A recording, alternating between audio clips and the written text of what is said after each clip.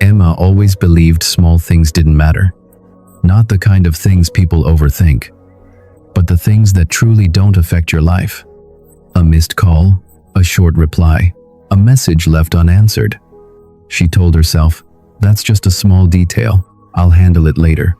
Because Emma was focused on something bigger, building a stable life, pursuing goals that actually mattered, becoming someone she could be proud of. And in that process, she created a quiet habit. Whenever something didn't feel urgent, she would delay it. I'll do it later. I'll call back tonight. I just need to finish this first. And at the time, it seemed reasonable. Because nothing was breaking. Nothing was falling apart. Everything still worked. Her career was moving forward. Her days were full. Her life looked exactly the way it was supposed to. So she didn't question it. She didn't stop to think. Because small things never feel dangerous. But she didn't know one thing. Life doesn't take everything away at once. It takes it slowly. In moments you think don't matter. That's how it works. One Monday morning, Emma noticed her phone was quieter than usual. Not completely silent, just different. Lynn, her closest friend since college, usually called on Monday mornings. They'd talk for 20 minutes before Emma started work. But this Monday, there was no call.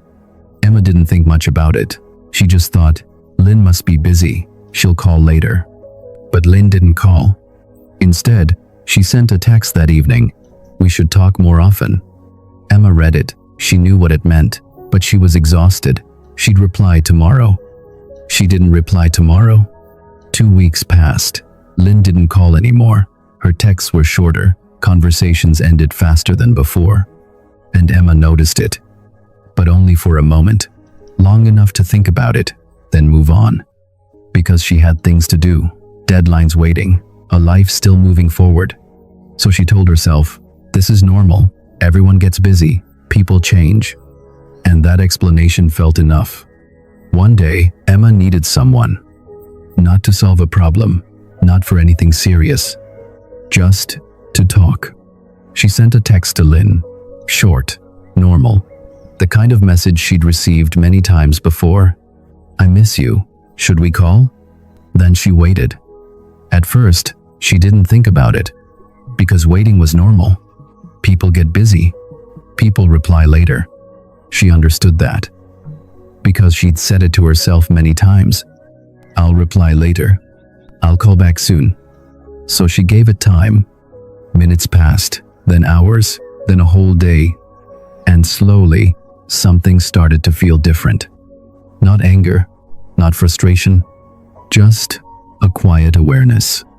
The kind that doesn't come from thinking, it comes from feeling. Because for the first time, she wasn't the one delaying. She was the one waiting. And in that waiting, she felt it. The same silence, the same distance, the same absence that she had once given to others without noticing. After that moment, Emma couldn't ignore it anymore. It was there, quiet, but present. Every time she checked her phone, every time she saw no reply, every time the silence stretched longer than she expected. And slowly, her mind began to travel backward, back to small moments, moments she'd forgotten. A text from her mother, I love you, I miss you. Emma had read it. She'd reply later. She never did. A call from her cousin. I just want to hear your voice. We haven't talked in so long. Emma had seen the call. She was too busy. She'd call back on the weekend. She never called back. A text from her old high school friend. I'm moving to another city. I want to see you before I go. Emma had read it. She'd schedule something. She never did. Her friend moved away. They never saw each other again. And now, sitting in the silence, all those moments didn't feel small anymore. They felt heavy, like something had quietly accumulated. And Emma wasn't just asking why this was happening to her. She was starting to see something else. That nothing really disappears. It just comes back in a form you can finally feel. A few days later, Emma tried again. Not because she expected something different, just because the silence felt too long. So she sent another message. "Lynn, I'm sorry. I know I haven't been a good friend. Can we talk?" This time, she got a reply. But it wasn't what she hoped for. "I'm just really busy. I'll reply later." Emma read it once, then again, then a third time. And something inside her stopped. Not because the words were harsh, they weren't. But because they were familiar, too familiar. She had said those exact words before, many times, to many people. And suddenly, it didn't sound the same anymore. It didn't feel normal. It didn't feel harmless. It felt distant, cold, final, in a quiet way. And in that moment, Emma didn't just read the message. She heard herself. The same tone, the same delay, the same absence she once gave to others. For the first time, she didn't need anyone to explain it, because she felt it, exactly the way they must have felt. After that moment, Emma didn't change overnight. There was no instant decision that fixed everything. Just a quiet shift. The next time she saw a message, she didn't leave it there. She replied, not perfectly, not with the right words, just sooner. The next time someone reached out, she didn't say later. She paused, then answered. And at first, it felt uncomfortable. Not because it was hard, but because it was different. She was used to moving fast, to choosing what mattered most, to pushing small things aside. But now, she wasn't doing that. And part of her resisted it, because it felt like she was slowing down, like she was losing control, like she was choosing something that didn't look important.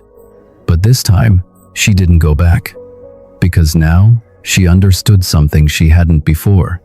The small things she ignored were never small. They were just quiet. And quiet things are the easiest to lose. The first week, nothing changed. That was the hardest part. Emma tried to reply sooner, tried to be present, tried to stop delaying small things. But the world around her stayed the same. Replies were still slow, conversations still felt distant. Some people didn't respond at all. And for a moment, she felt that old thought come back. What's the point? If nothing changes, why try? Because it would have been easier to stop, easier to return to what she knew, to go back to later. But this time, she didn't. Because now she understood something deeper. She wasn't changing to get something. She was changing because of what she had seen. Because she knew what it felt like to be on the other side. And that feeling didn't disappear. So she stayed with it, quietly, without expecting anything in return. And slowly, something began to shift. Not in big ways, not in obvious ways, just small moments. A faster reply, a longer conversation, a little more presence.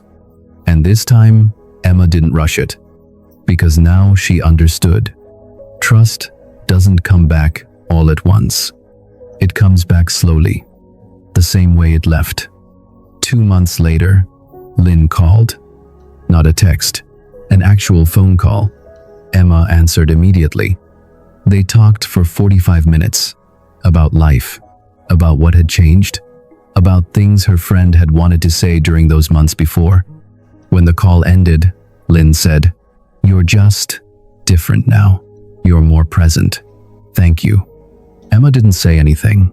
She just listened, because she knew the truth. She wasn't different. She was just present. And that's all anyone really needs. Life didn't take everything away from Emma all at once. That's what made it so easy to miss. Nothing broke suddenly. Nothing ended in one moment. Nothing forced her to stop and look. It all happened slowly. In the messages she delayed, in the calls she missed, in the moments she chose something else. Until one day, those moments were gone. Not because life was unfair, but because she had quietly chosen something else. And that's how karma works. Not as punishment, but as reflection. You don't always lose people in big moments. You lose them in patterns. The same patterns you once gave them. And you don't rebuild connection with one action. You rebuild it the same way you lost it. Slowly, consistently, over time, by choosing those people again and again until they feel chosen. If this story made you think of someone, don't wait. Call them, text them, tell them you miss them, because later is not always yours to choose. Follow this channel, because sometimes a small reminder can change the direction of your entire life.